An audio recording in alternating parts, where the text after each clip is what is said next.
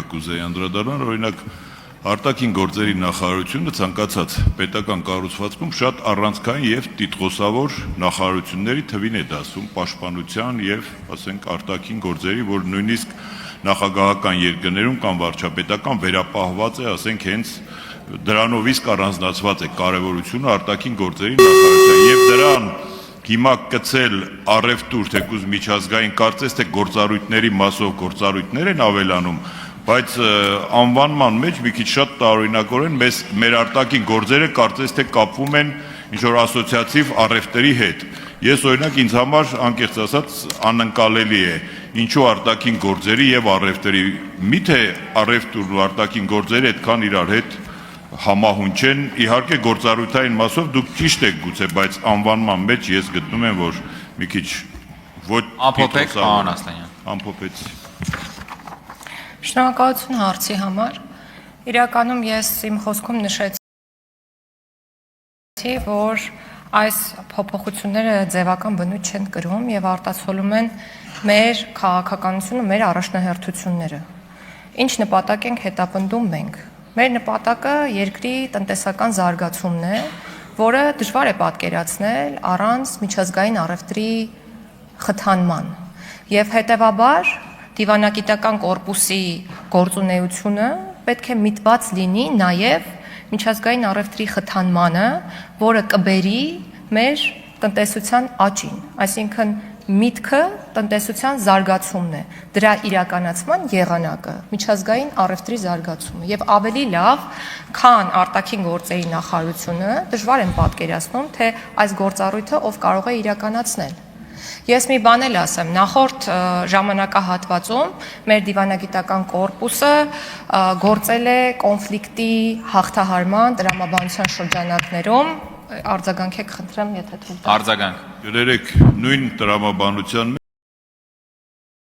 մեջ մենք նաև ունենք ռազմական կցորդներ, այսինքն ենթադրաբար կարելի է նաև արտաքին գործերի նախարարությանը կցել պաշտպանության նախարարությունը, տնտեսական բլոկով զբաղվող փողվարչապետ կա տնտեսությամբ զբաղվող էկոնոմիկայի նախարարություն եւ ներդաշնակեցման միջոցով կարելի է այդ հարցը լուծել, ոչ թե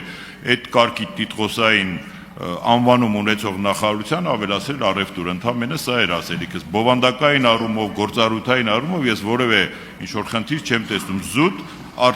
պատկերացրեք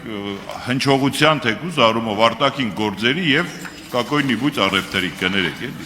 Ես չէի ուզենա նսեմացնել միջազգային կամ արտաքին առևտրի դերը եւ համաձայն չեմ ձեր այն կարծիքի հետ, որ այդ անունը տալը կարող է նսեմացնել նախարարությունը, նախարարության անվանման եւ գործառույթի համատեքստում։ Ամեն դեպքում միտքս շարունակեմ, որը կիսատ թողեցի։ Նախորդ ժամանակահատվածում մեր դիվանագիտական կորպուսը առավելապես իր աշխատանքը նվիրել է կոնֆլիկտի հաղթահարմանը եւ կոնֆլիկտից բխող իրավիճակներում գործառույթների իրականացմանը։ Հիմա արդեն կիրարկված է։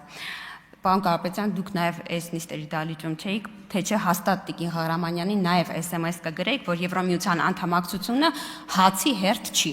որովհետև ամեն անգամ գալիս այնպես եք նկարագրում, որ երկրները հերթում կանգնած են, դե միջև Հայաստանի հերթը գա, ուզում եմ ասել, որ Եվրոպական միության անդամակցությունը բլոկերով իրանց կողմից փաթեթների կատարումն է եւ օրինակ մենք հիմա ականատես ենք լինում, որ Ալբանիան, որ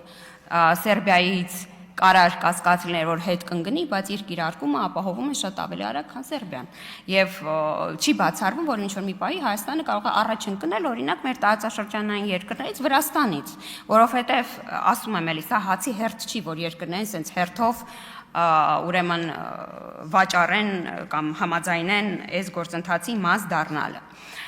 Մյուս մեր անհանգստությունը գալիս է ոչ թե ձեր թեկնածուների ընտրությունից, այլ ձեր թեկնածուների խոսույթից եւ այստեղ հարց է առաջանում։ Իսկ կարող է դուք այս հանձնաժողովը ընտրել եք ոչ թե որպեսզի նպաստեք ինտեգրման գործընթացին, այլ վերահսկեք, որպեսզի Հայաստանը հանկարծ ինչ որ փուլից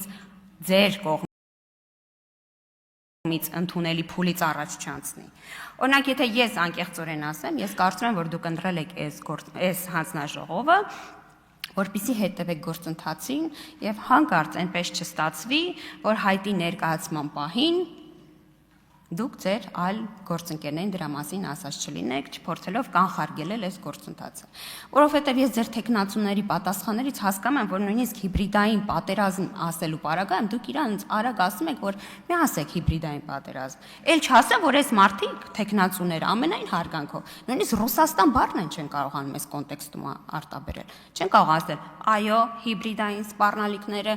այս տեղեկատվական կոնտեքստում գալիս են Ռուսաստանից։ Այս բարդ նախադասություն չէ։ Ես ես ասեմ դրանից անդին։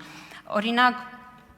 ես կասկած ունեմ, որ դուք նայել եք առայայի հարցումները, որտեղ որ մեր բնակչության 52%-ը կողմ է եվրոպական ինտեգրմանը եւ մտածել եք պոպուլար թեմա վերցնենք, մենք ցույց տանք, որ մենք ենք առաջ տանում։ Բայց միաժամանակ դուք եթե այդ առայայի հարցումները նայում եք, դուք պետք է նկատեք, որ մեր քաղաքացիները միամիտ չեն։ Իրենք որպես երրորդ սպառնալիք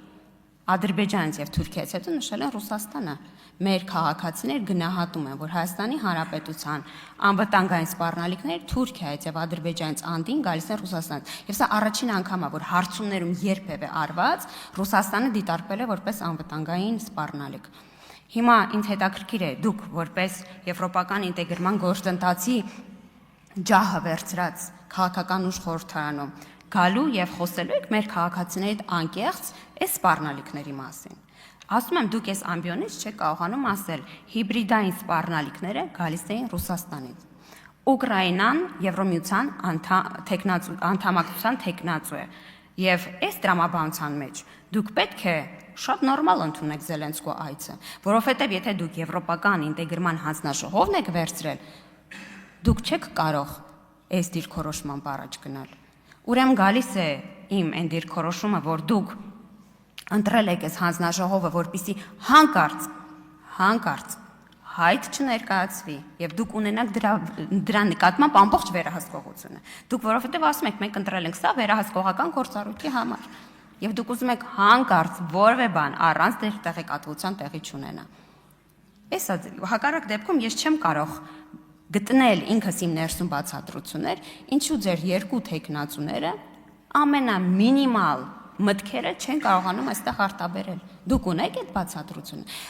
Պարոն Հարություն Հարությունյանը չկարողացավ անվանել երկրորդ առաքելության անվանումը։ Մարդ, ով ուզում է ղեկավարել այս հանձնաժողովը,